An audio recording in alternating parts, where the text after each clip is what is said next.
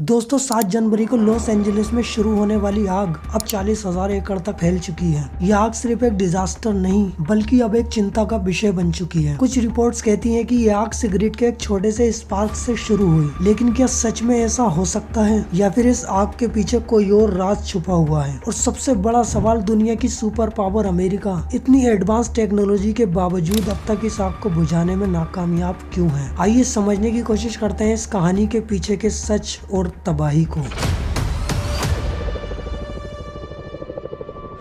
Wildfire in Southern California, more than 4,000 firefighters raced to battle the quick-moving Hughes fire just north of Los Angeles. The flames roaring into the most destructive fires in California's history. Emotionally exhausting, physically exhausting, and just tough.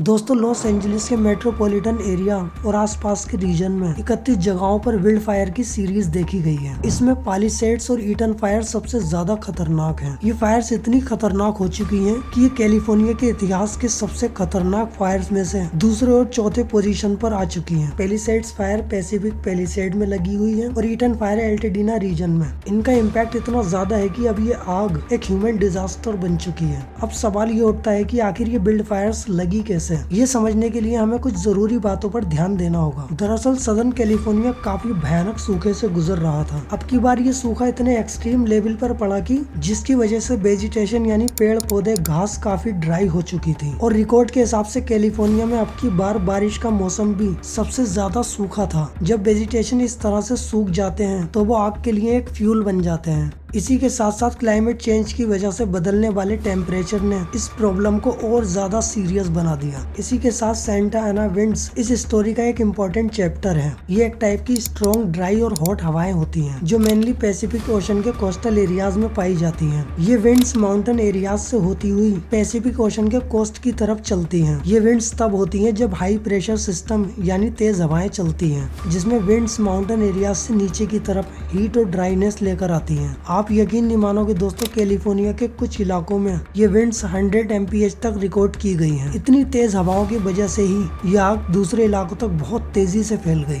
जिसकी वजह से लगभग Los Angeles के आसपास के इलाकों का 40,000 एकड़ से भी ज्यादा का एरिया जलकर राख हो चुका है और 27 लोगों की जान जा चुकी है। लगभग 2 लाख से ज्यादा लोग अपने घरों को छोड़ने पर मजबूर हैं। इस विल्ड फायर की वजह से जो इंफ्रास्ट्रक्चर को नुकसान हुआ है वो लगभग $250 बिलियन का डैमेज है, जिसमें लोगों के घर और कीमती सामान सब जलकर राख हो चुके हैं। कुछ रिपोर्ट कहती है कि आग एक इलेक्ट्रिक स्पार्क से शुरू हुई जिसको किसी ने नोटिस नहीं किया, या फिर किसी इंसान ने सिगरेट पी हो और उसको ऐसे ही फेंक दिया हो, जिसने ड्राई वेजिटेशन को इंस्टेंटली इग्नाइट कर दिया हो और धीरे धीरे वो छोटी सी आग सेंटा एना की तेज हवाओं के साथ फैलती चली गई हो, जो इतने बड़े विल्ड फायर की वजह बनी कि वो 40,000 एकड़ तक फैल गई। दोस्तों अभी के टाइम पर इस आग को बुझाने के लिए काफी कोशिश चल रही है, जिसमें लगभग 65 फायर इंजन, 7 हेलीकॉप्टर्स और लगभग 2,500 से ज्यादा फायर फाइटर्स डिप्लॉय किए गए हैं, जो 24 घंटे इस आग को बुझाने की कोशिश कर रहे हैं। कुछ इलाकों में आग पर कंट्रोल पाया भी जा चुका है। जो 2 सबसे भयानक फायर्स हैं जिनकी बात मैंने वीडियो के शुरू में करी थी,